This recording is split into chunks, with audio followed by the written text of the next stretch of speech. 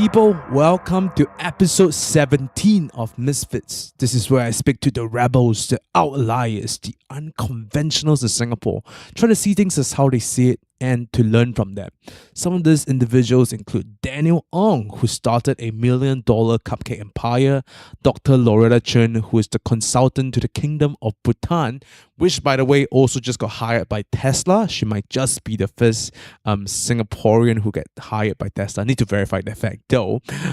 Adrian Pang, and a whole lot more. And today on the show, we have Koh Seng Chun. He's the founder and managing director of Dignity Kitchen, Singapore's first hawker training center for the disabled and the disadvantaged. So Dignity Kitchen has trained over 400 individuals and successfully given job placement to all of them. So under the umbrella of Project Dignity, it runs several other programs, which includes Dignity Mama Store, Dignity Cottage, Lunch Street for the elderly, and more. So he's also the author of 3 books: Elements of Success, Business, Education, and Living. And some of them are bestsellers in both India and Malaysia. On the side, he is a professor at SB Jain School of Global Management. In this conversation, we spoke about how he managed to negotiate a scholarship with William Cook PLC, building a network in India in record time, teaching entrepreneurship at SB Jain, Changi Prison, and lots more. So, without further ado, I hope you guys enjoy the episode. So welcome to the show. Thank you. Yeah. So like I always like to ask all my interviewees, if someone were to come out in an event and were to come up to you and ask you, what do you do? How would you answer them? Of course, usually you'll be in your t-shirt, so they will know. But this time around, maybe you're not in your polo What do I tee. do? I'm a father of 2 boys. I'm a husband. I am an entrepreneur, a social entrepreneur who runs a shop. I'm a teacher. So I'm a management consultant. I help people to grow their company. So that is how I would address myself. A lot depends on who wants to know and why you want to know, most of the time. If a young man came along and say, yeah, I want to, what do you do? So I would tell them, okay, I'm a teacher, If a businessman came along, I'll tell them I'm a social entrepreneur, right? So it depends on, if a friend comes along and says, I'm a father of 2 sons. Yeah, because you wear so many hats. No, everybody wear many hats. It's like my wife always says, like a dice got 6 faces, Each face do you use when you use it. So that's how I see it. And if I could just, if you were to take a stab at describing your childhood, paint us a picture. Where do you grow up? Your surroundings. I grew up at I'm born in 1959. I lived in Havelock Road area, Jalan Minyak area. I grew up in those areas. My father at that time is bus conductor. My mother is a spinstress. She sewed dresses and stuff like that. I'm youngest of 6 kids. My eldest one is sister, then brother, sister, brother, sister, brother. So I'm the youngest of the lot, right? So I'm very fortunate. I'm one on 6 of them. I am the one who actually got better education, because by the time, number 1 drop out for number 2, number 2 drop out for number 3, number 3 so forth. I was a lucky one. I managed to go further my study. Mm-hmm. So I studied at a place called Persil Primary School, which is now, they don't have it anymore. Then I went on to study. I studied at Bukit Merah Secondary School, and then on to study at Queenstown Secondary Technical School. Then I decided to go to Polytechnic, Singapore Polytechnic. It was at that stage that I realized after graduating, I was in the Navy and I worked in Jurong Shipyard. Yeah. Okay. It was at that time that I realized how important education is. Then I told my mom and dad I want to further study. So I packed my bag. I went to UK to study. Wait a minute there. What made you realize that it's so important working at Jurong Shipyard? I mean, I get people coming in, he's got a degree, He's paid 1,001 while I only got diploma, only pay $800. I'm not very study. I'm not a very studious person. I don't. I'm very fortunate. I have a very happy, family value, family support. I'm very fortunate. We used to have 8 person living in one flat in Jalan Minyak, so I can understand the early days of Singapore, right? So I'm very. So you come to a stage where you go out to work and you realize, wow, you need to have a degree, So I packed my bag. I asked my mom, I need to go overseas study. We're not very rich. And my mom said, yeah, you go and study. I will find you the money. You didn't look into studying locally, did you? No, at that time, poly, in Singapore, poly, last time, NTU, NUS will not accept them. It's not like now, polytechnic can go to university. At that time, you can't. So I decided that I want to go and study. So there were many offers for me. At that time, I applied to many places. I got a place at Sheffield University, Yes. where I do mechanical engineering. Yeah. So when I went there to study, I'm quite fortunate. I did dual honors degree, meaning that I did 2 degrees, mechanical engineering and business study. After 3 years, I end up with first class honors for both. Right. Yeah. And during your time over at Sheffield University, too, you were working with William Cook. No, not at that time was a summer job. Okay. What happened is I need to work, and because financially we are quite tight, not enough money. I remember working there 5 jobs. On top of study, I had to study. On top of study, I work part time. I work in all kinds of places. I learned a lot. I was in a Chinese takeaway. I cleaned graveyard. I was a car mechanic. I work in the cinema. Wow. All this job to earn to make ends meet. So what happened? I was very fortunate. I was looking for a summer job.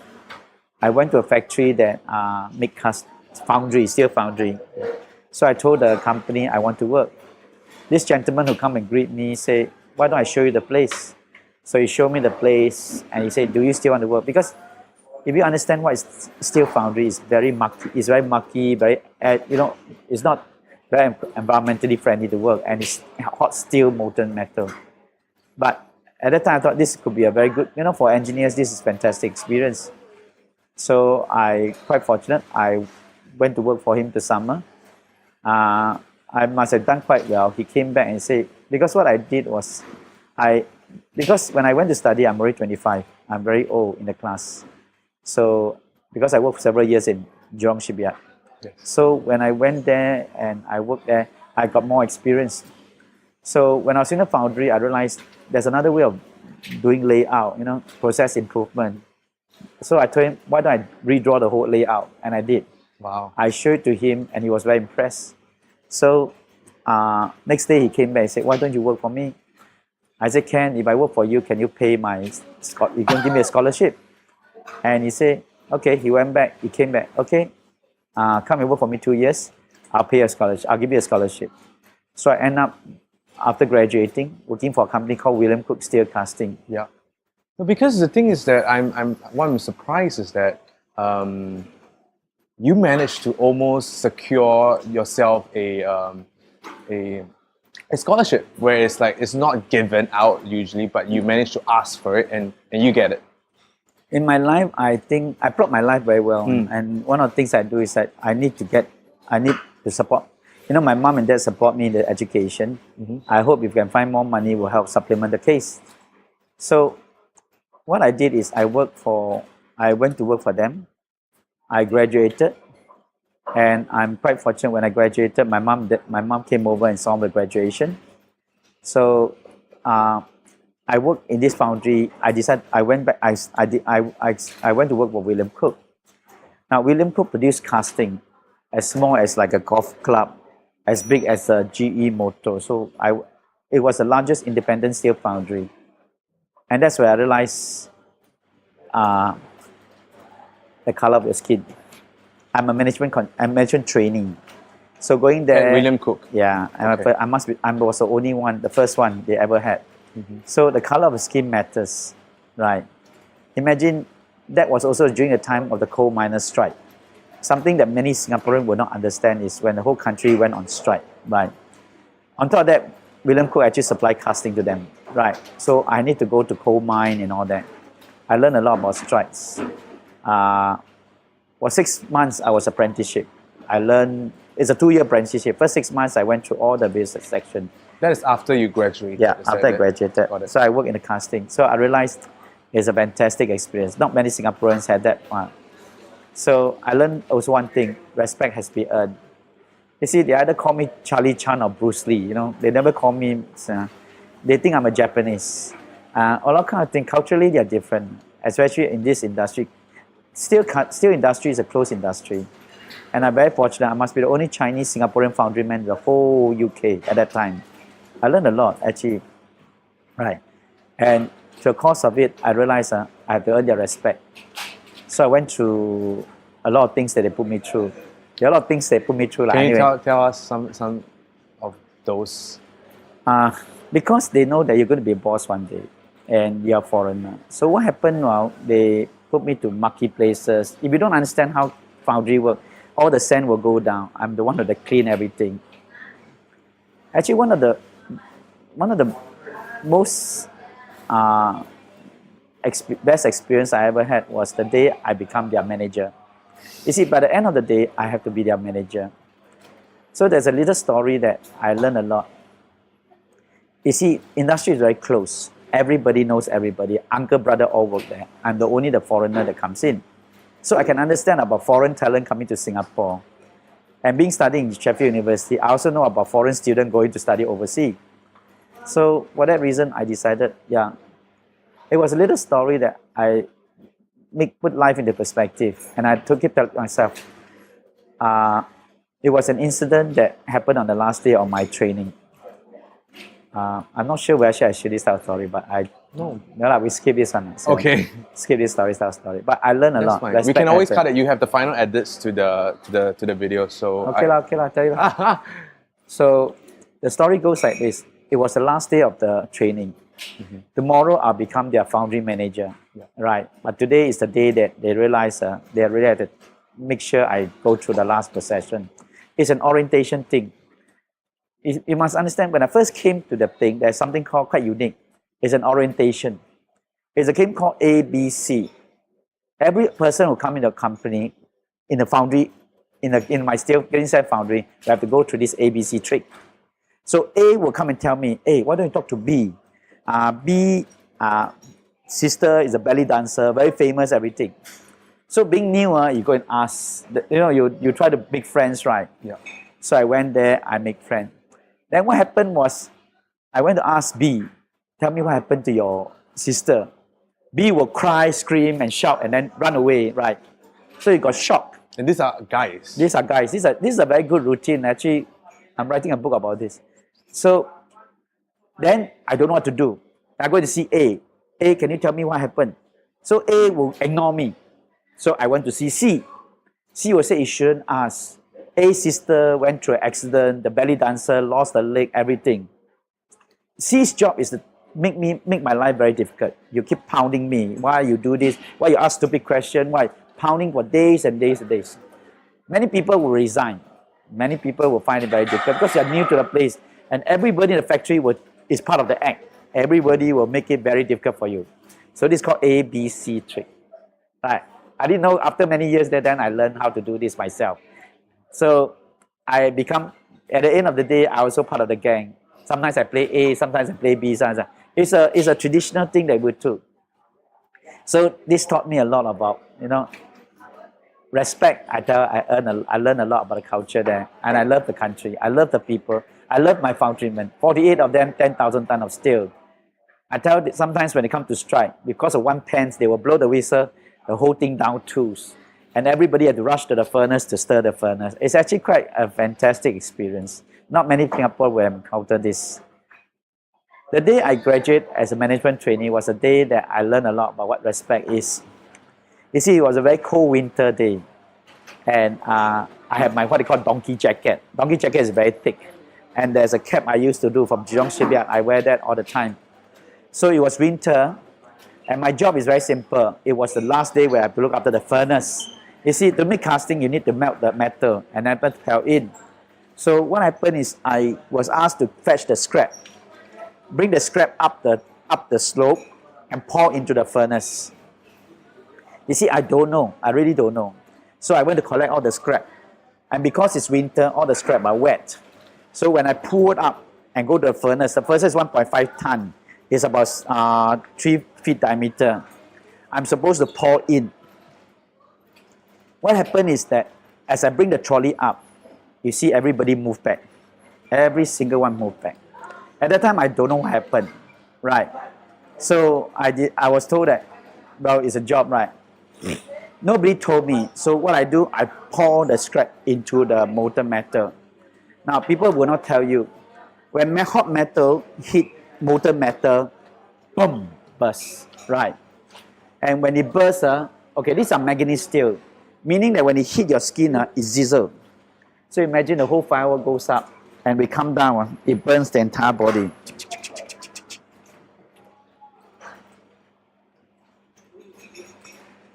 That day what happened, I look up. I was, wow, very painful, really very, very painful, right? I look up and one person say something, smile. That one word taught me a lot of things. So I smiled. And everybody there also laughed and clapped. And that day told me that, I mean, respect, I earn it. You work long hours, I work even longer hours. You take shit, I take shit. You do this. And I tell you, it's one of the greatest bunch of people I ever worked with. When they went through thick and thin, miners strike, shortage of scrap, you know, everything, they all come together and we work together. And that day I become the foundry manager of William Cook Steel Casting. The company has capacity. My boss very clever. Why don't we start buying company, strip them, take the order, do ourselves, right? So at that time, I was part of the team to do. Because William Cook then was still a steel casting. No, it's always been a steel casting. It's until today, it's steel casting. Right. So because what happened the is, merger and acquisition came about. Then what happened is, the idea was to buy people's companies, strip them, take the order, and do ourselves, right? I was asked to be then I was part of the team.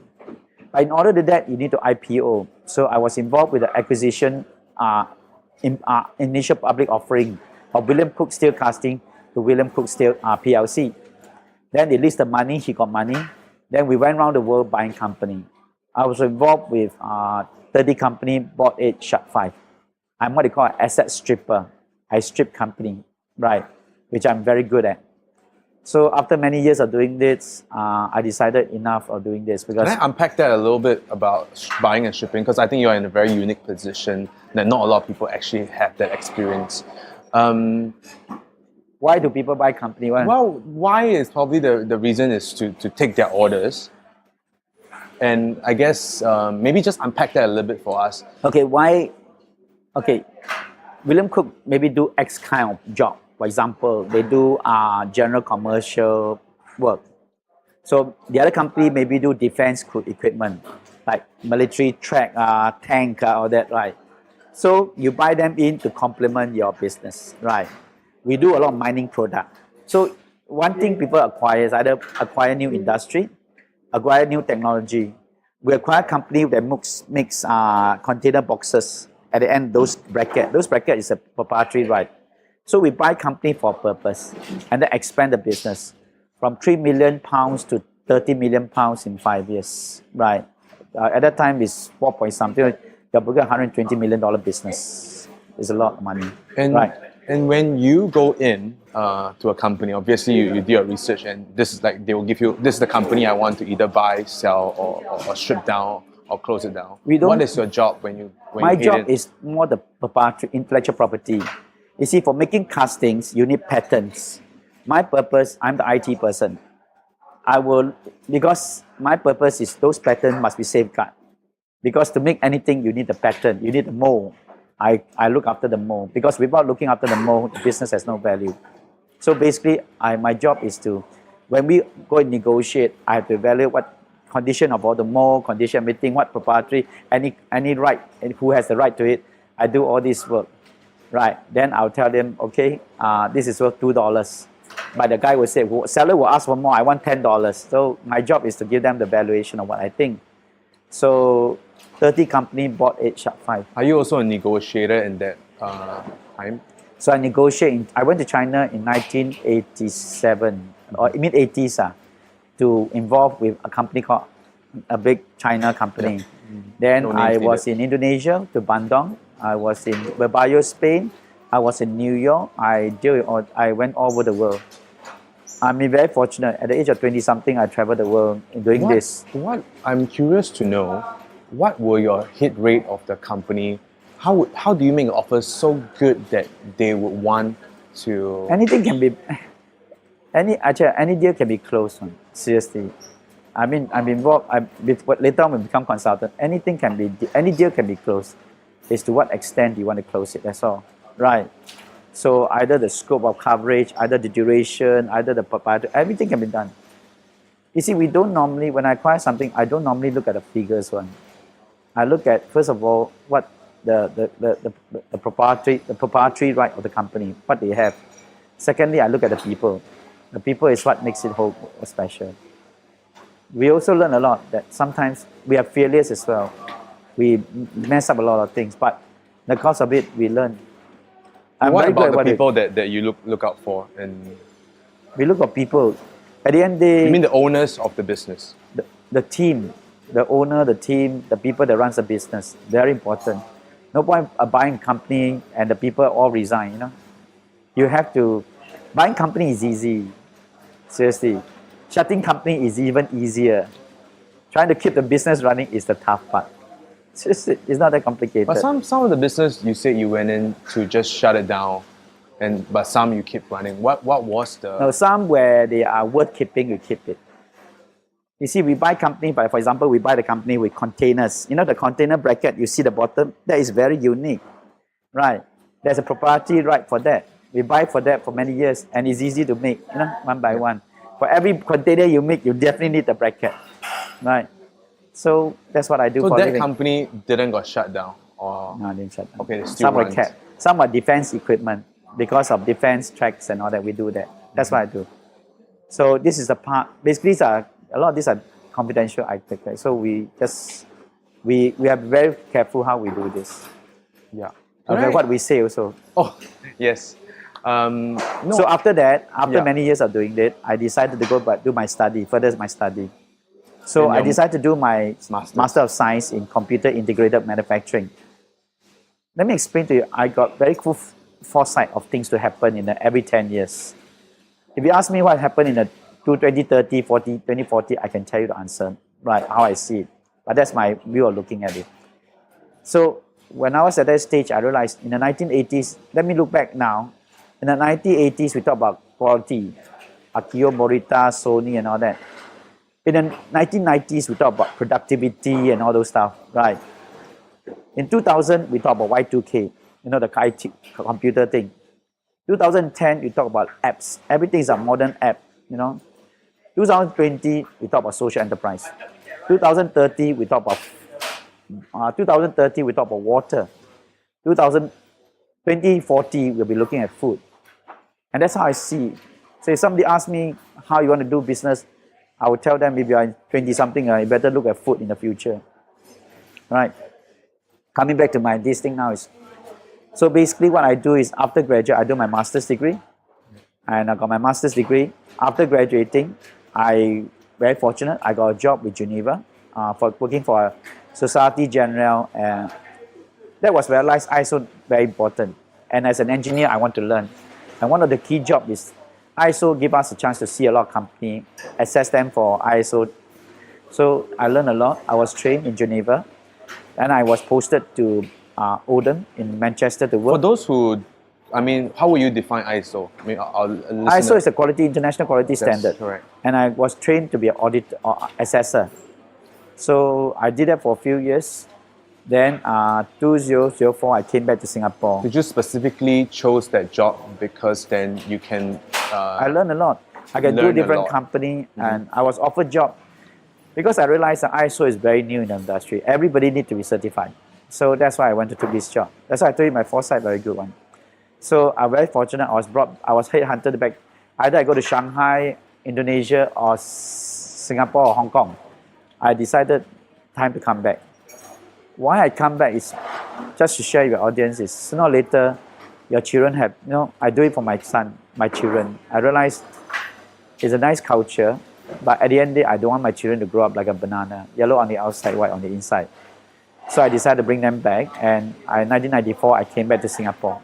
So when you had your children, you were still... My eldest son was born over there. No, in Hong Kong. I was still in Sheffield. My house is in Sheffield. Okay. So that is where my eldest son was born. So we decided to bring the eldest son back. The second one was born in Singapore. Okay. Yeah. So I came back to Singapore. I worked for Coopers & Lybrand. Yeah. I worked as a management consultant. So the first time was quite tough because basically I don't have network. And Coopers provide a platform for me to, engage people and build my career from there. I always believe that way back, I always wanted to be an entrepreneur. But I realized I don't have the money, I don't have anything. Right? I really don't have, my family don't have, not that rich. So basically, I came back to Coopers for one thing. I always wanted to start my own consultancy firm. So I started my own consultancy firm later on. So Coopers provide me an opportunity to learn about consultancy. I specialize in small business, or at that time it's called Promising Local Enterprise, PLC. And I did IPO, I did mergers and acquisition, I did total business plan, a lot of things. It's quite a good experience for me. Was that also designed for that job when you came back? I want the job because it will provide me a platform to start up my own business. So 94 to 97, I do that. 97, I started my own business. I started a consultancy called Christopher Benjamin Consultancy Services. Name after two of your sons. Because I believe that as an entrepreneur, you must always know why you're doing it. It cannot be about money all the time. It must something I love to do. Yeah. And one thing I love to do is to work with people, small company. You see, when I was in William Cook, I specialized in closing company down. At that, I must have made thousands of people redundant. Here they call retrenchment, they're called redundant. And I realized, no, that's not the way. I want to do more, right? And that's now when I came back, when I started my consultancy business, I realized I want to help company to grow. So from 1997 to, 2010, I've done over 56 companies. I started doing ISO, but I realized that wasn't very good. Why is that so? Because less and less money, right? And a lot of people doing it. So after that, I go into something quite unique. I go into the business development. As I told you just now, I went to China in the 1980s. I've been in and out of China for many, many times. Then I realized I also know I want to build my business in business development. So I went to India. Okay. Before we get started on that, I just want to unpack a little with Christopher Benjamin. When you first started, when you get out of Coopers, like what my friends say in consultancy, mainly they get you because of the brand. They didn't get the consultant because of the consultant. More than that, they want to bring to the board of management that this guy who's a consultant from so and so company, and he says this. So hence the rest of the people on the table will say, okay, that's a good decision. And so whenever a new business consultant get out from his old job to this new job, they face a lot of problem finding new customers. So what was your Actually, one of the angle? things I want to share with people is that when you're Coopers & Lybrand, your name card is a very big deal. Yes. So people look to you, wow, The lesson dawned on me when I went out is that as an entrepreneur, Christopher Benjamin, nobody knows, right? So when I give my name card, the same person that I talk to, look at the name card, no, we prefer the big, But that doesn't hurt me at all because I have a very good reputation as a consultant. I'm very successful and very when I say we deliver, means we deliver, right? So when I started building my consultancy, I focus a lot on process, system, everything. I take small company, right? Then later I went to decided to develop business. Okay, let me explain about a bit why I do India. The story goes back in 1997. I was very successful. My 97, I come out. I think 98, 99, I bought a watch. Yes. 90, then I bought a Mercedes Benz. Then I bought a car. I bought an office. Right. So things are doing quite well. Then I torn the Achilles tendon here. Yes. And for months and months and months, I was out of work because basically. So entrepreneurship at that time, I realized is very tough. It's not everybody's cup of tea. And that's where I realized I want to write a book and share. Right. I wrote 3 books. Right. One is called The Element of Success in Business. What I'm trying to explain to people is that. That's the first book, right? Yeah. What I'm trying to share is basically for every Bill Gates and all these people you see, right? There are millions and millions of people who wants to be there. So I thought entrepreneurship is not everybody's cup of tea. Then I went on to write the second book and the third book, right? It's all based on the element of success in business. Now, So for the first book, what was the impetus to write it? no, to tell people that entrepreneurship is not that simple. I'm one of the few people who don't think that, if you go into entrepreneurship, you really love it. Don't do it because you want lots and lots of money. It doesn't work that way. So I wrote the first book that I wrote that success is a satisfying state of the mind. Failure is when you stop trying. Right. That's what I wrote. And I went on to write that book, and it went on to very successful in India. One of the best sellers in India. Right. Then I wrote the second one. It's called Element of Success in Education. I want to unpack a little bit on the first book on elements of success in business. What was your process writing the book? Actually, it was not complicated. Because you want to debunk this whole No. myth that it is very Yeah, difficult but you see, actually. My life is filled with dreams, one after another. As a childhood dream, what I have is, I'll tell you more about one day a month thing. We'll ask that, don't worry. Yeah, come one to of the that. things I have to do is when I was young is I always go to library. I love libraries, I love books. And I always think that one day, if I ever grow up, I will write a book and people will go library and buy and see my book. And that was the thing. That's why I thought, why not write a book? I was in hospital for a few weeks. That's why I told myself, write a book, keep my mind occupied. So that is what I did. I wrote the first book. I went to write on the second book called Element of Success. I was very fortunate. How do you write the first book? That's right. I don't think it's a... And The it book, was after just finishing a book, I never actually do anything. I was at working. Somebody came along, a friend of mine came along, saw the book. He said, wow, this is a very good book. He took the book, he went to a publisher, went to another publisher, and went to Marshall Cavendish in UK, and they published a book. Then I signed contract for 4 books. So I just carry on writing. Wow. It's based on a set of elements. It's called the Element of Success.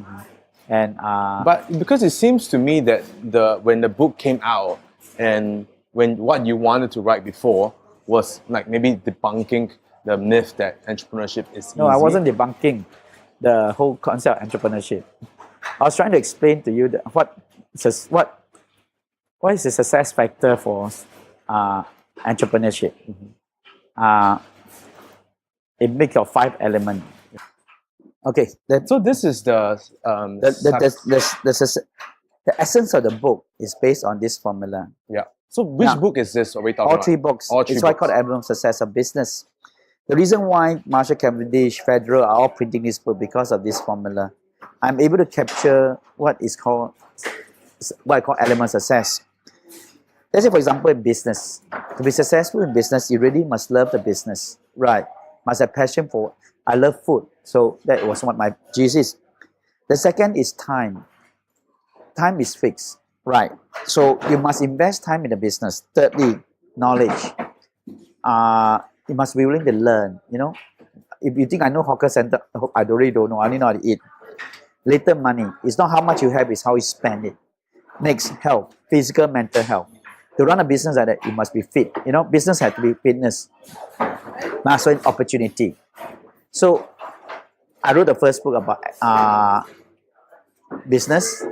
They liked so much, they asked me to write the second one called Element of Success in Education. So when you wrote the first book in business, is this sort of defined already, this formula? Yeah. Or it came on? No. I got something to tell people. If you want to go to business, you must really love it. Because if you just say, oh, I want to do it for the money and all that, no. Do it for fame and all that, no. You do it because you really love what you do. And that I really love what I do. I love consultancy. Yeah. I wrote the second book about education because I realized I always thought that I want to write a book because my son, at that time, there's something called EM1, EM2, EM3. I think there's still. And is there? so I decided that my son's study wasn't very good, Chinese wasn't very good. So I want to write a book about education. And I wrote that whatever you do about education, he must love the subject. Secondly, invest time in your son. You know, you see, it's no point telling lip service. Next, knowledge. Teach him how to study. You're already father, you should know how to teach. Next, money. Tuition is not cheap. One child tuition with thousands of dollars. Next, health. Some children are able, not willing. Some are willing, not able. Some of the children you see here are not willing, not able. Right. The best is blessed is the children who are willing, able. Right. Educate children are all the time. There's no such as quality time, quantity time. Education, children is all the time. Everything is a learning. So there's always opportunity. Right. It was so successful they asked me about a third one. This time, I wrote. But it wasn't bestseller, the second one. The first It was one. in Malaysia. Oh, it's in Malaysia. Yeah, Oh, wow. yeah. Then they don't sell in Singapore. Why? Because- Why do no, they no, not because sell in I don't Singapore? do the publicity in Singapore. For them, why Marshall is good is that they send me to various places to promote the book. Singapore, I don't because I also got, I don't know, just consultancy take up too much of my time. So I wrote the third book about life. Actually, the story behind it is very simple. I was asked to write about life, was at that time in India. And what happened was, the publisher said, why don't you write about life? So I said, I really don't know much about life. I'll go and find out. At that time, I was somewhere in Chiang Mai, and I went to a temple. And one thing I learned about Chiang Mai is that, you know, about temple is that, a monk is that, if you ask them about life, it's an 8 hours lecture. So I decided that after learning from him about something called Bhagavad Gita, he 8 asked me some- hours. yeah, he told me something very nice. He said, if you really want to know about life, go to a place called Dharavi. Dharavi is in the east of Malaysia, east of India, in a place called Mumbai. It's one of the poorest places in the world. So I went there, according to what the monk has asked me to do, and I walked into Dharavi. You must have seen the show, The Slumdog Millionaire. There is Dharavi. And I walked around, and I realized, why did the monk call me to come here? So I walk. We haven't seen poverty till you see this place. People are very poor. A small square like that can have the kind of kitchen, the bathroom, everything all into one. And the place smells a lot. After walking, nearly 3 hours, trying to find why was I here? Why am I here? People very kind one. They give me milk to drink and all that. After 3 hours, I realized something. The poorest place in the world has one thing. Laughter. People laughing, very happy, right? And after I came back and I rewrote the book, right? And I call it Element of Success in Living. You see, life is about living. You must have passion for life, you know. For what I see, a lot of people, you know, to them it's work, live, and I find that there's more to that than just work. Secondly, I think time is fixed one. I think it's very fair that everybody is 24 hours. Rich or poor, young or old is 24 hours. So 8-10 hours you go and sleep, eat, whatever, you go toilet, you know. 8 hours you go to work. There's only 6 hours left for physical, mental, social, family time. That's all, nothing else. That's fixed. No matter who you are, you still have 24 hours. Life is about learning. Never, never, never stop learning. That's why until today, I'm very blessed.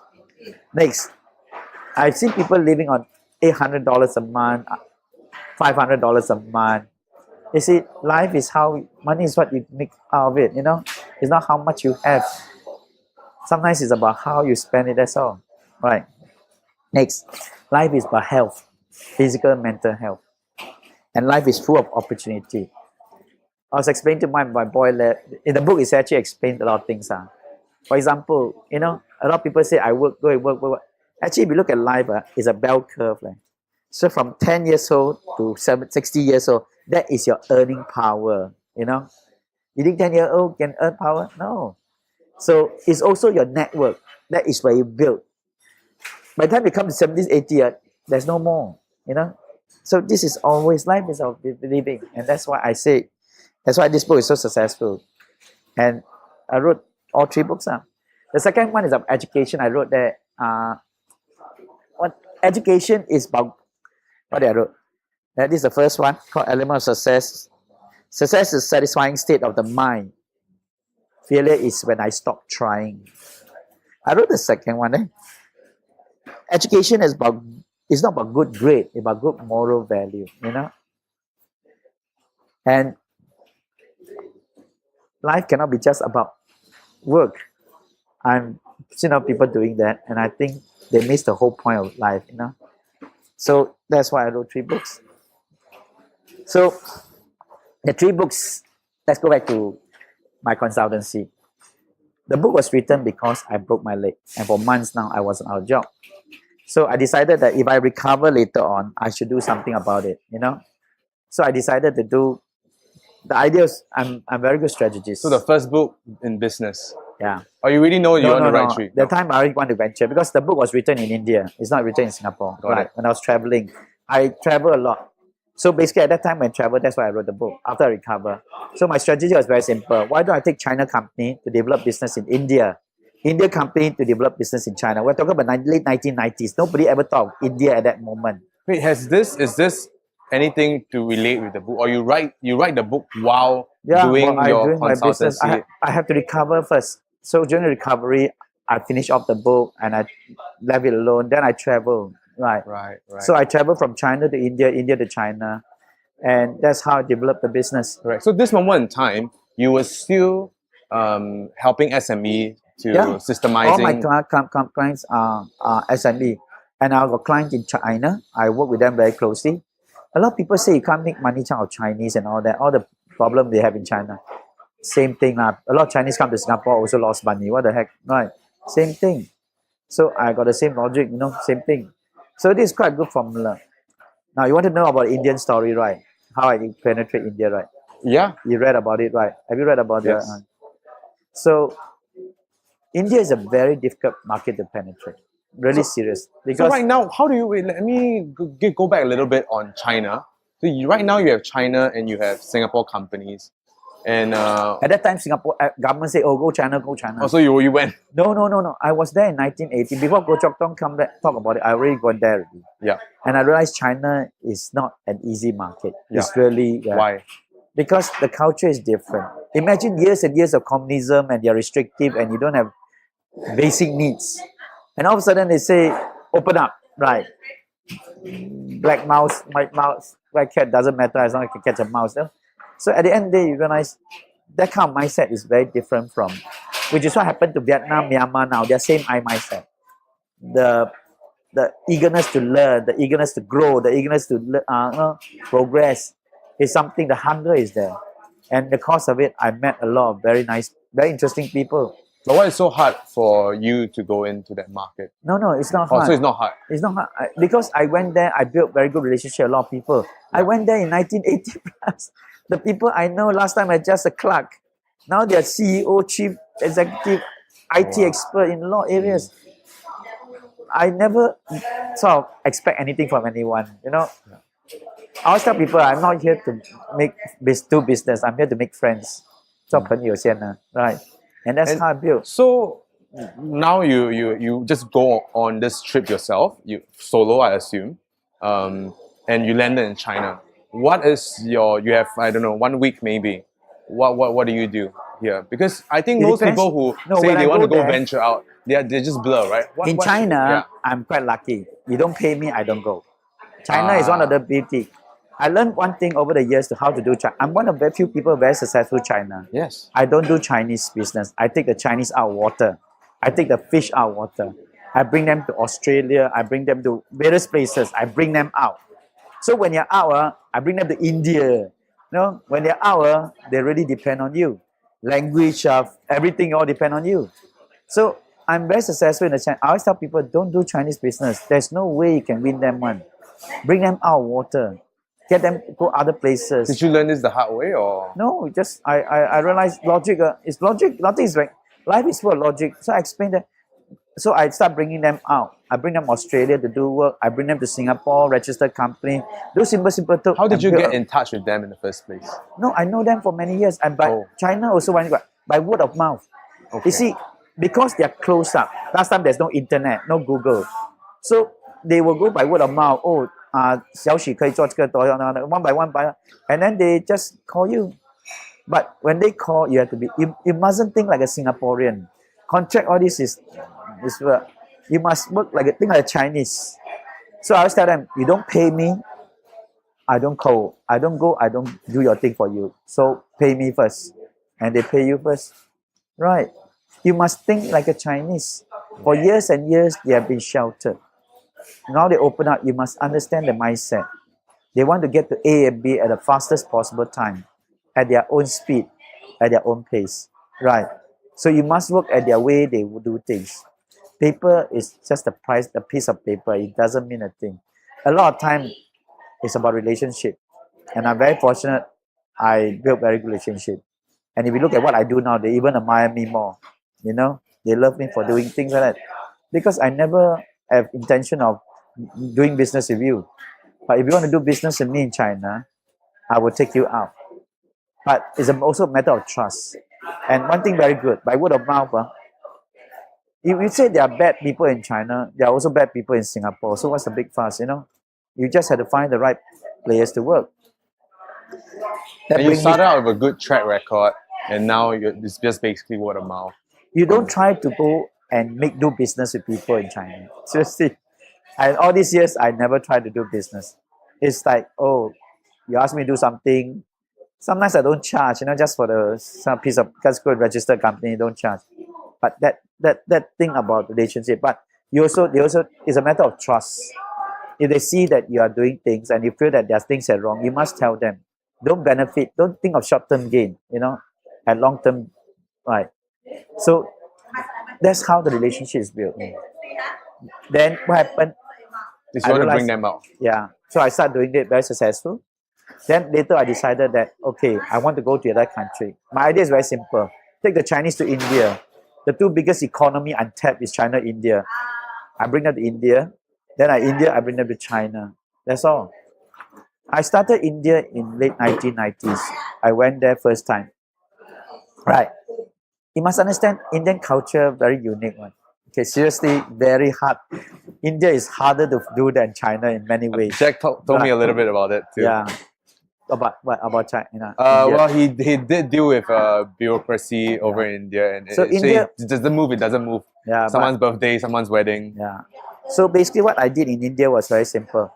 I went on the first trip. I think you read the article. I went on the first trip. I was first trip. I arranged with consultant, management consultant. But like typical Singaporean, I choose a cheap hotel. It's a place called South Extension. $60 a day. I don't mind the cockroach. I can see cockroach running around. But I don't like the hot water. Shower already, no lather one. Very fat. And I realized Indian people very snobbish. They look at you one day. You are a consultant from Singapore, right? And come and see me, and you live in a cheapskate hotel, right? They are late, 10 o'clock appointment, they come at 11 o'clock or 12 o'clock, they don't feel bad. I realized I wasted the whole trip, right? I realized if I want to do this well, you have to do it another way. So I was quite disheartened. I got $10,000. I put aside $10,000 to do this, to break into the Indian market. So I came back. Second trip, I decided, I stayed in a place called the Taj at Delhi. Nice place. At that time, Taj was only $100 US, something like that. Now Taj is worth $400-500 US. So you can see the difference of the growth of the country. And what was nice is, this time different. People come, I don't even need appointment. They come, they talk. They even buy me drink, buy me lunch. It's because face. And right. Did you knew about this only, or is it just by chance? No, I learned by chance. Okay, I'm not that smart. I just learned by chance. And I realized culturally we are very different. But I still cannot get the penetration. How do I get crowd? At Taj that night was quite interesting. So you did manage to meet them. Yeah, but meet them, but didn't connect, or no. what was that? It's going to be a very tedious process. But this is not giving me the critical mass, the mass of people I want in the shortest possible time. Got it. That You is want to where be effective I want and to quick and efficient. Yes. fast. So what happened that day? I went down to a wedding. There was a wedding at Taj in Taj Hotel. By the way, Taj is very expensive. To have a wedding there is expensive. And what happened? I happened to be curious. I walked into the wedding. I was in suit and tie anyway, so was quite well dressed. I walked in the wedding, and you see, to the Indian, wow, you got a Japanese man coming to attend my son's wedding. Very big deal. Next thing I know, I give out all my name card, all gone. I went up and get another name card. In the shortest possible time, in a wedding, my hit rate very high. Okay, let me explain about Indian wedding. Indian wedding is a 3 to 5 day affair. It's not like Singapore, one night over and that's it, right? Yes. So in an Indian wedding, everybody get together. All over the city, all over the country will come together. Especially if you are somebody relative, very important relative, everybody come. It happens in October to March. There's a gap of Hell Week where they cover up, but every day is a wedding, right? And they really spend on wedding because it's a matter of faith, and everybody come together. And then I realized, wow, this is fantastic. So from that moment onward, I did Crash Wedding. I decided that that's the only way I can get to contact. So I do this 5 city, 7 day tour. I will go home, go China, do I ever come back, take another suitcase, I go to India, and I travel from Delhi to Lucknow to Kampu back, then go to Srinagar back, go to Goa, then I go to Calcutta, Chinagao, everywhere I go up and down. I went everywhere. I did this 5 city, 7 day tour for 3 over years. I did that. In my palm top down, there are over 33,000 companies and contact I've made. And nice thing about it is I become very focused because I can't attend all the wedding. So I choose a wedding that is in a stadium, in a big marquee, Madras Sports Stadium. I went to, seriously, very big farmhouse, huge farmhouse. I also choose that I heard that the wedding got elephant, then I go. Horses, I don't want to go. Horses is cheaper, elephant more expensive. And then a lot of things, I learned a lot. And I also become focused in the sense that I only focus on Mawaris. India got a caste system. I focus on one particular caste. Then I focus on Rajasthanis and all the people. I built a big contact. So much so that I got to teach there. I'm also a teacher because of what I do. Because it's very rare to find a Singapore person who is familiar with both China and India. And from India, I tap onto Dubai, Abu Dhabi, and all that. Because majority of the people in Middle East are from Indian origin. And that's how I built my business. That's why I told you I'm very successful Indian. Even now, I'm very blessed. Indian, I got a lot of friends who come here, right? Who come and visit them. I visit them. And I teach SB Indian school. I must have teach thousands and thousands. So if I want something, I just have to make a phone call. So I start building business from Singapore, US, Dubai, Middle East. I do a lot of this. Only 2005, I came back later. I came back to Singapore. I stopped doing this in 2006. In the course of seeing all these things, I got a chance to see another side of Singapore, another side of the world that Singaporeans don't see. Innovation, poverty, and I learned a lot in the travel. It seems like you're a networking expert. So this question is a networking question. So you go to this big wedding, and then lots of people getting your name cards, and you usually exchange. What happens? What is the cataloging? What is the follow up? What is the process to nurture a contact, or do you at all? No, getting the name card is the easiest part. Keeping the name card and getting people right. If you see my Facebook, there are thousands of Indian on it, right? If you tell me what you want now, timber, I can give you timber supplier. You want aluminium screws, I can give you aluminium screw. That's what I do. This name contains everything. It screwed up last time. I just changed the phone, but I still got pumped up. So basically, what I do is that is network, that is information, that's data. I just haven't mined those data. So somebody now wants me to get water from Bangalore. I know the people who distribute water, right? my reputation is very good. People call me professor, right? And given that you got a book, people respect you a lot. You're a writer. And now that I do this, even more so, right? I just been to India. I generate about 3,000 people just listening about social enterprise, right? It's something that I'm very blessed.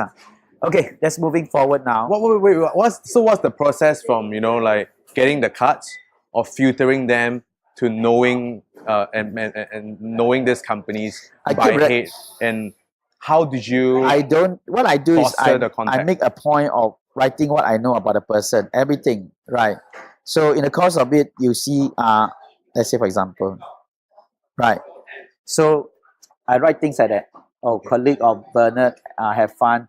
So I write down these are all Indians, every single one of them. I just pinpoint, this is so you must keep recording, and after you maintain them. So for example, the other thing I do very well is, show you something. Yes. Okay. Birthdays. I keep record, Jude's birthday tomorrow. So I'll tell Jude, happy birthday. The one person that nobody care about, right? Your wife, your children, nobody really bother, right? And this consultant friend of yours from nowhere wish you a happy birthday. How do you feel? They remember you better than anybody else.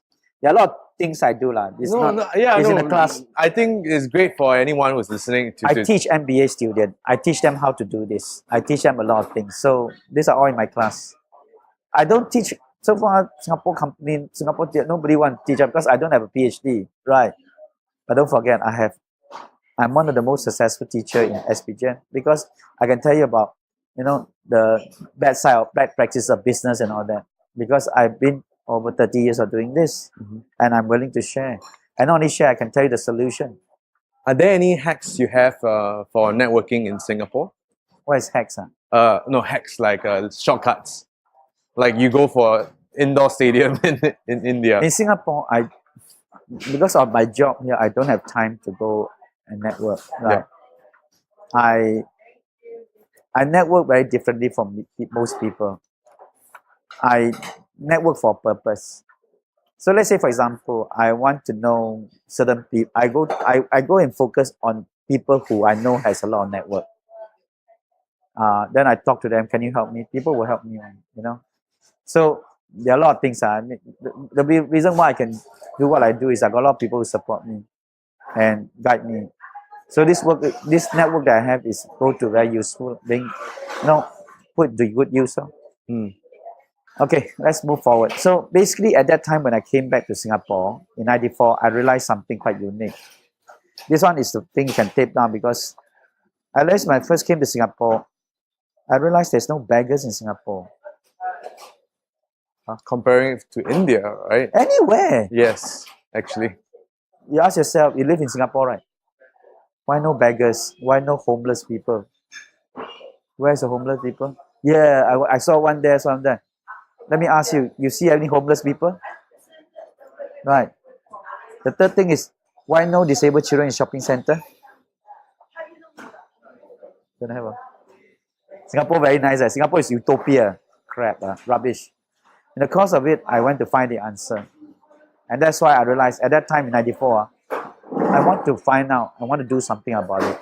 So I started something called One Day a Month. One day a month, I want to do something unique. Right. Vincent, go and do your thing. Go. Right. Okay. One day a month, I want to do something. So I go out. I started with the old folks at Spottiswoode Park. At that time, I was staying in Spottiswoode Park. Why did you want to start to do that? No, I realized at the end of the day, you must give back. Right. So at Spottiswoode Park, I see a lot of old people there. These people don't belong to a home. They have sons, their daughters, but they're quite bored at that time. There's no senior activity center at that time. So I start bringing 4, 5. I hire a bus. I hire a coach. Then I bring up to 40. And slowly, big, become more and more and more. And I bring them to factory visit, shopping in JB on my own account. You see, that time I was a lot overtime. And I claim day off all the time. So I bring them up all over Singapore. I do a lot of this. Every month, once a month, I do it. Because I tell myself, only 1 year, 12 months. Were you inspired by someone, something? Don't need lah. I just see those people downstairs. That's good. Please don't, I'm not a prisoner. I just, somebody seeing that there's a problem or an issue and something I can do, I go and do it. So I started 4-8, got one bus, 40 people, then become 80, and then I did that for 6 years. I'm quite happy with that. Then I moved house. I moved to another place. So I decided, no, don't do this anymore. I work with a place called Kaki Bukit Remand Prison. Those are kids who are studying A level, O level, whatever it is, right? And because I hold a qualification, master's degree, I went there and I teach them. I didn't teach very much, where I got promoted, promoted. They asked me to go to a place called Selarang Drug Rehabilitation Center. There I work with them. I work with drug addict, writing business plan. I set up about 10 businesses, from haircut to logistic, motorbike business, and quite good. I must have done very well that the mother of all prison came, Changi. He said, So you help them write business plan. That time, teach about planning, how to raise fund. Yeah. And these are young drug addict. Then I got promoted to Changi. Was it any different to teach this drug addict than your MBA students over at Jan? Different, completely different. Right. What are the differences? The difference lies in the sense that you need to change them. You see, when MBA come and study, they pay the money, they want to learn. These people is slightly different. Their attitude to learning different, but you still need to get them to be interested. How do you get them to be interested? I always tell them, I always come here, I told them, I come here to talk. You want to listen, don't listen. I go home tonight, I sleep well, so none of my business. It's up to you. You got that window only. If you don't tap my expertise on this window, then forget it. Maybe out of 10%, maybe 2% will listen to you. That's good enough. You're not trying to change the whole world, If 2% can wake up and say, okay, let's do this, then good. And so far, touch wood, I've been very successful. So you just go on and play that I'm here, make use of me, and I have knowledge that I might be able to help you or not. I told you from the beginning, respect has to be earned. Yes. And the very first day, I don't tell them about our business plan. I tell them about opportunities outside, what to do. Then, you know why the prison likes me very much? First of all, I'm secular. I'm not there to tell you to be a Christian, a Buddhist, whatever it is. It's secular. And sort of, they're quite comfortable with that. Secondly, I told them, I'm here because I want to help you, If you listen, don't listen, never mind. I'm not paid anyway. If you don't listen, I can go on burger off already. Right. First 2 trips, they have to be comfortable with you. Once they get comfortable with you, I tell you it's very easy to work with. Because, come on, they also want to see there's hope. You got to give them hope. Give them a vision. Give them a chance, And I tell them, don't give up, There are people out there who will help you. Right. Out of 10, maybe only 1 believe in it. But it doesn't matter. 1 life is better than 9 lives that don't want to be saved. Right. Yeah. So after doing that, I got to Changi. And Changi, I worked there for many years, helping Yellow Ribbon. The same thing. Slightly different because of this book. Changi is this book, Element of Success. Right. This book actually talk about why you should not go back to Changi prison. So inside there is a lot of story, one after another. In the course of do a presentation, because I come from Coopers and Library, my presentation skills should be not that bad. So basically, I told them about stories of A, B, C, D, and all that, and what they do. So it become a nice way of sharing them. I'm a very good storyteller. That's why you are. So I'm quite blessed in a sense. Since I got that skill, I myself do this, and that's how I did it. So I did that for many years. In 2006, I realized, now let's do something bigger. And that's how I developed Project Dignity. Yeah. At 2006, you came back, you started with the idea that this guy who wanted to be a chef. No. What happened was, I travel a lot. Then my wife said, why don't you stop for a few years? Just, that time my kids are young. So I told myself, okay, don't travel so much. So I got a job. I was asked by the Spring Singapore to head the Restaurant Association of Singapore. And I went in, I restructured the whole thing, built the whole, I built the whole place up, set up the school, everything. It was then that I realized the issue, that people with disability is very hard to find jobs. I got people who are disabled coming here, want to be a chef. Then I look at him, Even if I train you, if you go to a restaurant proper, right, there are 17 different positions. From the caller to the one who pick the vegetable, to the one who wash, the one who cook, the one who steam, a lot. So I doubt very much you're going to come close to become a chef. And that's where the idea of hawker come in. I realize can train. And why, out of like many empowerment school that trains other people, why do you choose hawker specifically? Okay. If There's you answer people who the- teach crafting, you know, No, no. craft work. Food is a need. You need to eat. If you study Maslow hierarchy of needs, right, you really need to eat. And what can I do? But hawker is also an Asian phenomenon. They are everywhere. Go to Thailand, Bangkok, the first thing, guy to push out the water, selling drinks and everything. Secondly, they only need to learn one thing. Bakery. Mi pota, bak chor mee, char kway teow, one item people queue up, correct? So I only need to focus on training one item. As an engineer, I realize hawker is a lot more simpler. Let me explain. You train a Down syndrome person now, go to a restaurant to learn coffee. When they serve is cup, saucer, spoon, sugar, correct? Kopi or siu dai, 1 cup, settle. You got to look at the elemental thing of building up the skill. Got it. So this is only one item, and it's so simple, break down into item, right? And after the version 1 of Dignity Kitchen, which was quite a success. Oh, no, you I mean- haven't started that one yet. In 2006, I started this. I went start looking for money. Since you want the whole version, I tell you the whole version. 2006, I started looking for money. You know what happened? If you could tell people that a hawker center can be manned by stroke, by Down syndrome, by autistic, nobody believe you. But what I did was quite clever. I bounced this idea to every single F&B because I was executive director of Restaurant Association. I bounced it out to everybody who is in F&B business. All the famous chefs, all the operators, not those government agency. Nobody could believe you. And everyone gave me different view.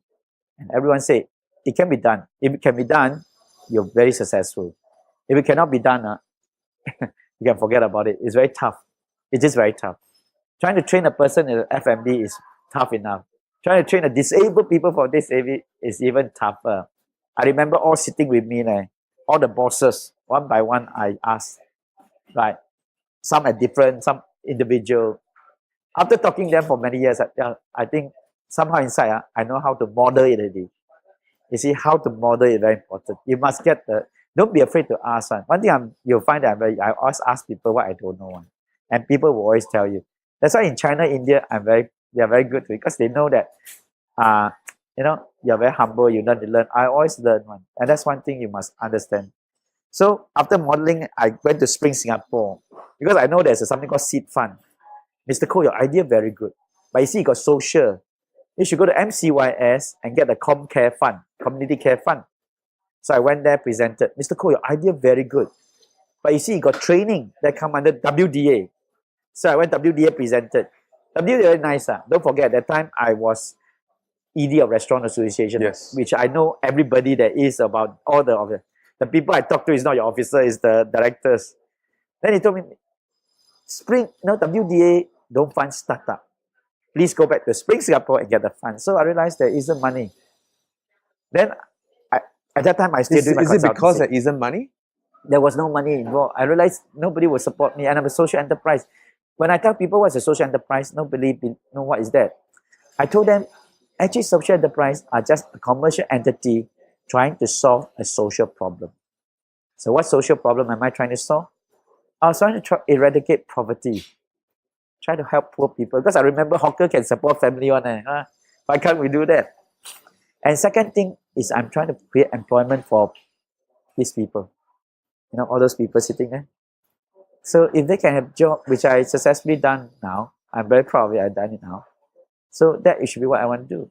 So that was the year I look around. I was still working at that time. I still got my consultancy job. Then I started looking for place. Everywhere is so expensive.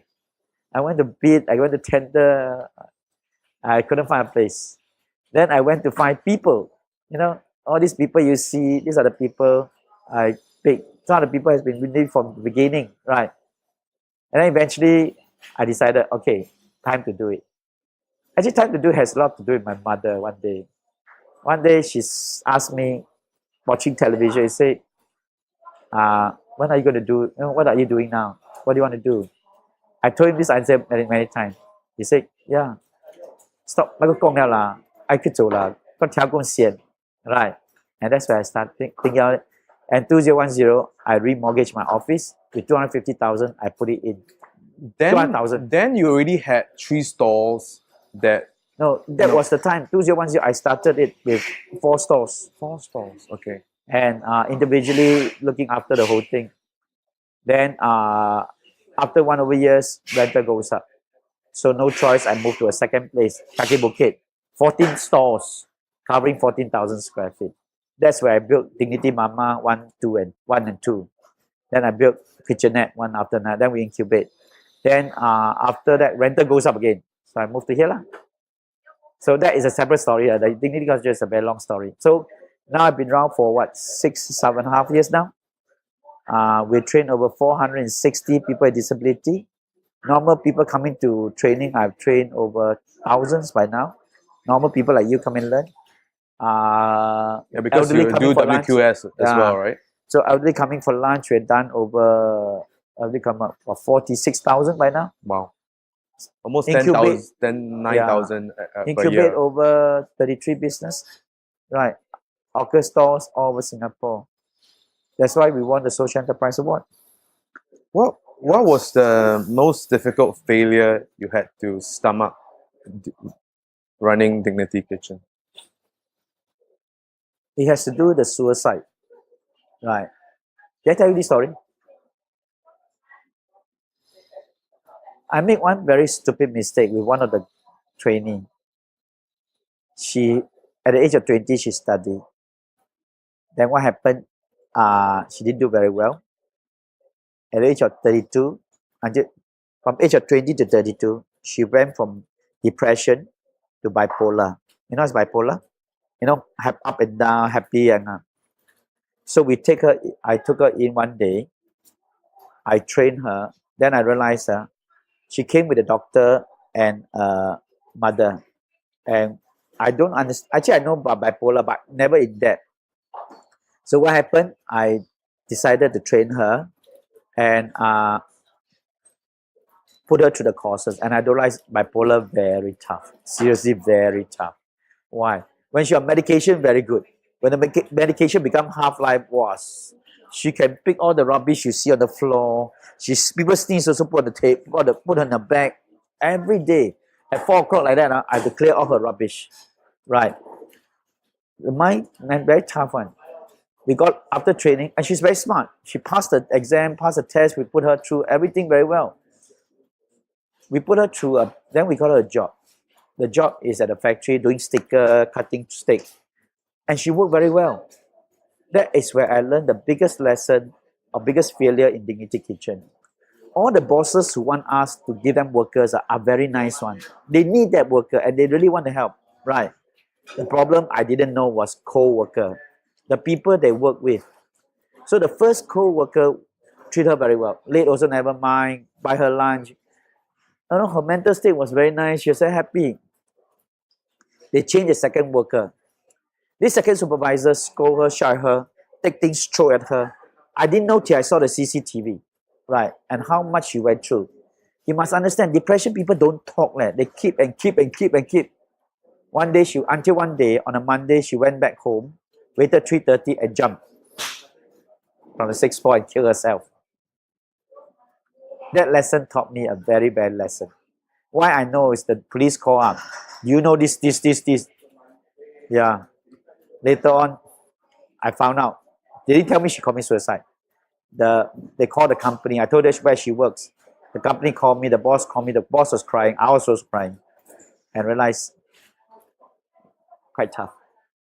Until the day after that, I realized I'm just trying to do too much in too short a time. Maybe I should just don't take 20, 30 people, 5. I just take 5 or 4 and slowly help these people one by one. And we're also very selective. Not everybody we help. We start trimming them down. By the way, what we are doing now in Dignity Kitchen is we have 400 people, 400 people waiting on the list of file that I have. But why can't we take not everybody we can help? Really seriously. And that is the toughness of it. Answer your question? What are the criteria then now after? We're looking for three things: social, articulate, mobility. Social can talk, articulate can do, mobility can come to work. We're looking for, we cannot, we try to do those we can place. You see, in most places, they train. Training no use one, you must place them with job. So that's where we are coming. We place them with job. We are able to place them. And do you design the training program after choosing the Yeah, placement? yeah. Sometimes they only work 3 hours, 2 hours. Sometimes they only chop vegetable. There was one guy who just chop vegetable every day, 2 hours get paid. We got people who just help to clean up, do certain work. That's all. You see, you customize the job to those people. So there's a story behind it. Question. You're not asking me about the mitigation, so let's talk about something. Yeah. No, I want to know about the pairing system as well that you talk about briefly, because you take on so many different kinds of different No, disability. dignity different. agent are out to do 4 things. First, the methodology is very simple. Skill them first. Cooking is a skill. Secondly, we gainful employment. I want to get them to get be paid properly. There are places I know where they pay $60 a month, shelter workshop, right? Very bad. Thirdly, I want them to be integrated back to society, which is why I create a hawker center. Everybody come to hawker center. And fourthly, inclusion, getting society to accept them. This, until today, is also the biggest challenge. You'll be surprised not many people can accept mental patient, bipolar, schizophrenic, eczema, or this dialysis. So that's what I was trying to do. Am I successful? Not really lah. I'm still learning. It's not something that I will encourage people to do. If you tell me tomorrow you want to do this, I say, I'll ask you why, what for, what are you trying to do? I came in with the purpose of trying to help these people, but I didn't know the extent of the challenges they mounted it. You see the boy just now? Imagine he's somebody's son, somebody's brother. If he's your brother, you're then thankful to people like us, correct? So if you look at them, some of them have done quite well. Some of them went got job, some of them have a lifestyle which I'm very proud. No, please proud for them. Do I want something for return? No. I never ask for anything in return. The rule number 1 I have here is very simple. 0 expectation, 0 disappointment. So I don't get disappointed. But I make sure by hook or by crook. Over the years, we've done over 400 of them, 460 of them. All don't have jobs, all have CPF. Maybe about 60-70% are still in a job, which I'm very proud of. If they can go and earn $1,000 a month, 1 year 12,000, have CPF, you know how many people how much money I've saved for the government? There's over 4.8 million, $5 million of social impact. And it's not the one person, it's the one person's family. They're somebody's brother, somebody's son, somebody's uncle, you know. And I'm glad that I could be a part of it. People has always, like you mentioned, been the hardest component of every business. And how do you then motivate them to still come to learn and to place them in? Okay, let me explain. Jobs? Why is Project Dignity so successful is people will keep coming because we don't, like in other organization, in here, we use money. Money is the motivating factor. If you study Maslow hierarchy on it, you need to do subsistence. Money is the important part of their life. So they need to come. If they come here, they get paid $5 an hour. You don't come, you don't get paid. So using money as a motivating factor, we train them. So schools, if every teacher gives a student $10 to shut up and keep quiet, I believe they will follow suit, right? But here we need them to learn. And to do that, we need to pay them. It's not cheap. Training one person is not cheap. In total, I spent over $1 million plus of this. I told you the first lot is 200,000. When I moved to the second place, Kaki Bukit, I have $500,000. I borrow. When I moved to here, I tell you, you don't have many friends.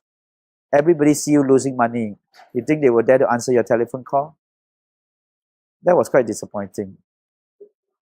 But at that moment, my mom passed away and my mom left me some money and I put the money in, thinking that my mom will want me to carry on. I carry on. And the day that you So put it's in total $1 million invested in it. By now, I lost a lot. what is the conversation you had when you need to tell your wife about this, that you are committed to stay on for the long haul? Because No, I'm it's, very it's not lucky. just you. Actually, from the day one, my wife knows me very well. And she also supports me in what I do, So I'm very fortunate in that sense. She's still earning money. She's still working. We're supporting the children while I support this baby and make it work. Right. If I stay in my old job and do, I'll be very successful. In terms of money, I'll be successful. But success is not measured by money. Okay. Are you running out of time? No. You're up to you. Okay. Finish it. No, I read that Dignity Kitchen at one point was losing about $2,000 daily, No. and now First year it is no. First year I lost 270. The sales of 200 over thousand. I lost 270. Second year 400,000. For the first 2.5 years, it's losing $1,000 a day. How did that change to breaking even? What was I got 5 revenue for the very beginning. For those entrepreneurs out there, if you really believe in it, stick with your belief. So I got revenue from sales of food, delivery. So if people buy my food, I earn money. If you got event, let me know, we deliver to you.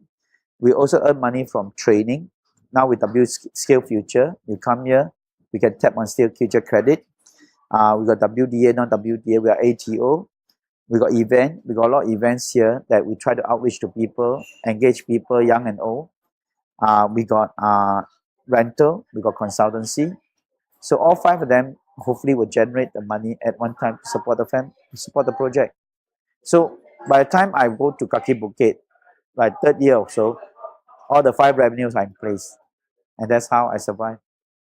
So after that, I support. 3rd year I make money. 4th year I break even, right? And that's how I survive so long. I also read that you have learned a lot from Miss Ang Bilian, who's the National Council of Social Service. I learned a lot from a lot of people. I'm very fortunate in that sense that I got very nice people like Bilian, Fu Hua, a lot of Peck Lim. There are a lot of people out there who guide me like Xiong Guan. There are a lot of people just, when I need help, I need somebody to talk to, I will go and talk to them and then they'll tell me, yeah, this. I will look at it and I say, okay. One thing I learned, you see, I don't attend classes, I don't attend seminar. When I want to learn something, I actually went on site and see it, or talk to people who are in the midst of it, and ask them, and they will explain to me. And that's how I learned. What are some of the lessons that you got from Bilian? Bilian taught me, not just Bilian, most of them taught me a lot. Like Bilian taught me, about humility, about kindness, about the kind of people we can help, right? So I'm very fortunate in that sense. Tell me a little bit about Dignity Mama. Dignity Mama was started about 4.5 years ago. A mother and a child walked in, and I realized a mother with disabled children is very tough. The mother left her job, husband earned a living, trying to keep. So I decided there must be a solution to this. You see, my character is that if you don't tell me the problem, I don't care. I don't really bother. So when I found the problem, I decided, why don't I do something about it? And that's where I opened the bookshop, selling second-hand book. Why second-hand book is free? Why book? Book is low touch, meaning that it's not like shape or size, color. Harry Potter is Harry Potter. Then I located in hospital. Why hospital? Where do you find the most doctors? Hospital. Also very captive customer. You sick, you go buy my book. You go away, you return my book. And hospitals are very safe. Cameras everywhere. So that formula took it with 3 mothers, 3 children at Wutai Port Hospital, and it was very successful. Then I set up a second one at NUH Medical Center, 5 mothers, 6 children. I just set the third one now at Gemfong. Altogether 23 people there. So altogether, 30 over people working for me now. Mama store. Frankly, what the chances of them to get something outside is not possible. Very difficult. Now they have a shop, they earn a bit money, they get paid CPF, and that's why it's so successful. Then I started a third one, Dignity Cottage. Dignity Cottage is for mother with disabled children IQ 30 below, very tough one. So I train them up, train the teacher, and we do bird's nest. And so far, that was the first pilot, doing very well. We're going to start another one. Then we started something called Dignity Kitchenette, where we open small stalls. Not to me, I help them to groom school canteen store, guide them and set it up.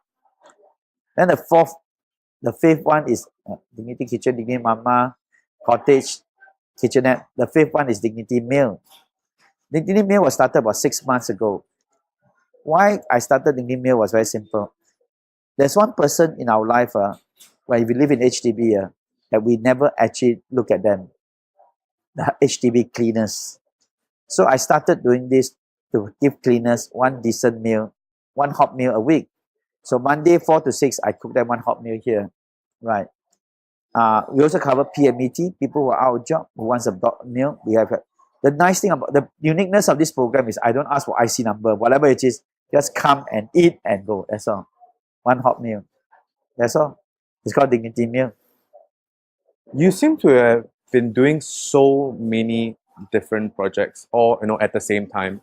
I would say, and Actually, there's not all different. It's all one project. yes, under Project Project Dignity. Dignity. All with the same purpose. As I told you, eradicate poverty, job for the disabled. That's all. The focus is the same. The vehicle is different. Each vehicle I think is different. But the focus and the opportunity is same. So I'm creating opportunity now. You come in, you cannot cook, you sell second-hand books. You really cannot sell second-hand, you can have big burst desk, stuff like that. Yeah. Well, I'm curious. This is more on a personal question. How do you balance that? I need to get things done. Let's do it. Let's do it now. Versus the patience that you need to teach people. No. There's two kind of operation. There's two kind of aspect here. One is operational, one is strategic. My job is strategic. I look at ideas. I try to find a solution. I do the innovation to get the things done. Operational wise, whatever they do, they just carry on. They just have to tell me what they want to do. Sunday closing, extra staff, renovation, they have to. And you want to talk a little bit about the version 4 and version 5 and where we are at right now? No, just leave that aside. Okay. I think we got 4 and 5 up. My character in life is that I don't talk about it until I can do it. So until I can do it, there's no point talking about it. Okay. I saw there's also a mother's room and father's room over here. What's the story behind that? Father support us. Mother educate us. That's how I put it. My father is very kind man. He supported us all these years, 6 kids, and brought a lot of things to us. My mother educated us the value and the thing. And I think I want to delegate to all the father, mother out there, that's all. And what are the functions of those rooms? No, father is the administration room, mother is the education training room. Got it. Okay, quick round of questions. You want to ask me this question? Is it done? What is the book or books you have given most as a gift? My book. Other than your book. No. I these are the books I give away. I give my sons books as well, but buy books and other. But the question here is as a gift. This is always as a gift. Okay. Sure. What have you purchased recently under 100 that has most impacted your life in the last 6 months? Handkerchief. You see, nowadays everybody carry tissue paper. I really find that I don't have handkerchief at one stage. So I go and look for handkerchief. Realize there's no people selling handkerchief in Singapore. Now I found where it is already. I went to Chinatown, I found it. I went to Malaysia, Johor, I found it. So if you ask me under $100 in the last 6 months with handkerchief. What is the worst advice you have seen or hear being dispensed in your world? Every day I see the paper, people ask you to start a social enterprise, start a social enterprise. That is the stupidest advice people ever give. Let me explain to you. If you listen to my talk, my title of the talk is Why You Should Not Start Social Enterprise in Singapore. Now, there's a reason why.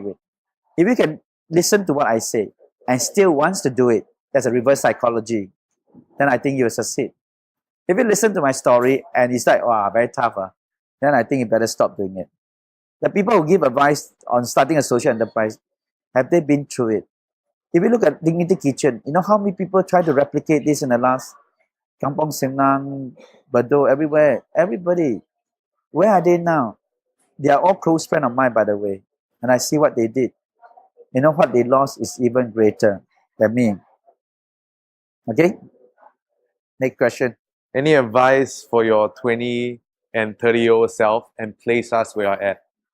My advice is very simple. Go see the world. Singapore is not the center of the universe. There's so many things out there. And the more you see, the more you learn.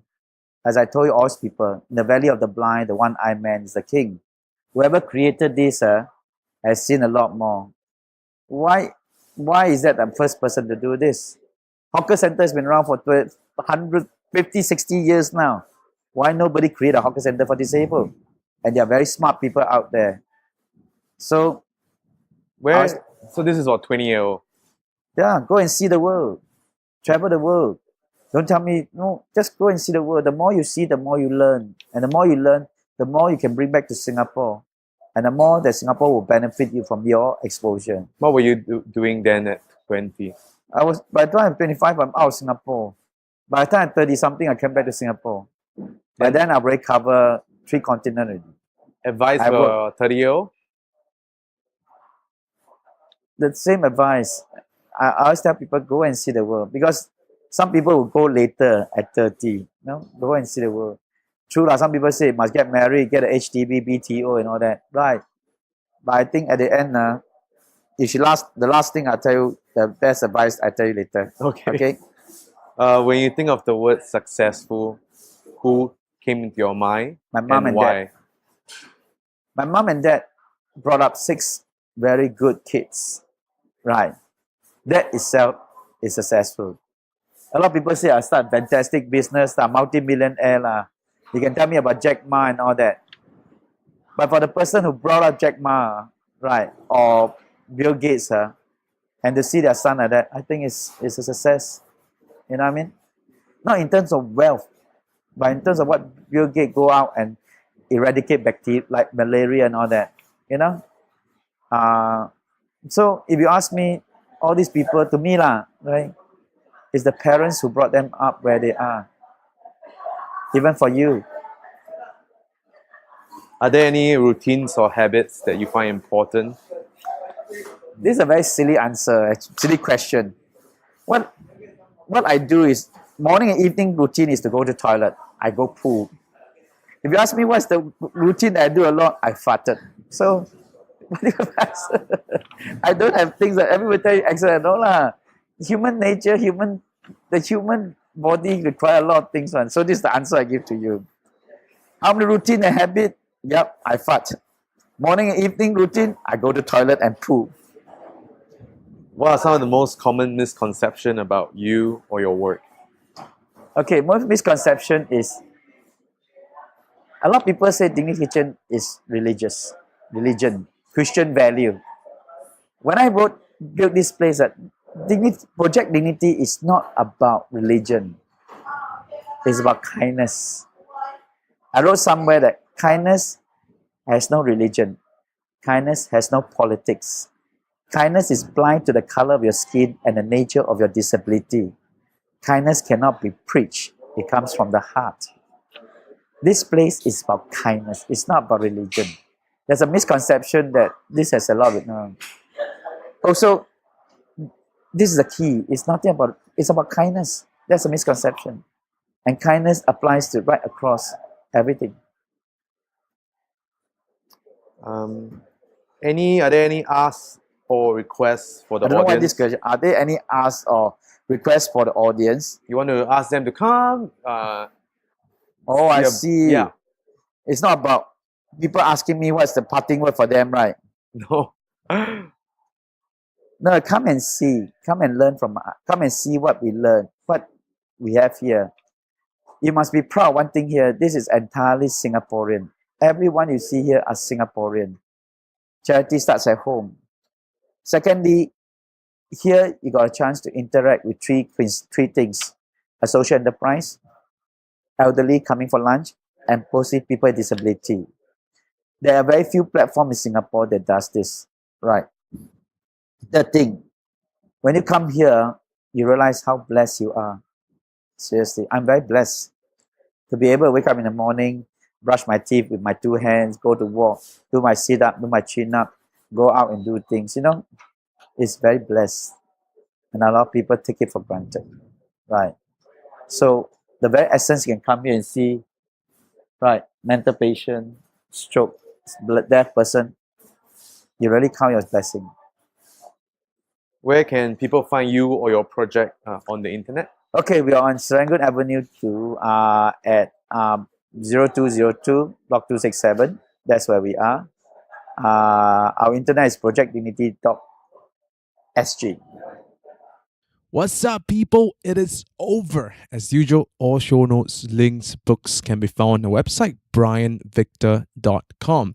If you have any misfits you'd like to hear from, feel free to drop me an email. Thank you again for giving the time listening to this episode. I appreciate it. Hope you guys have a fantastic week ahead.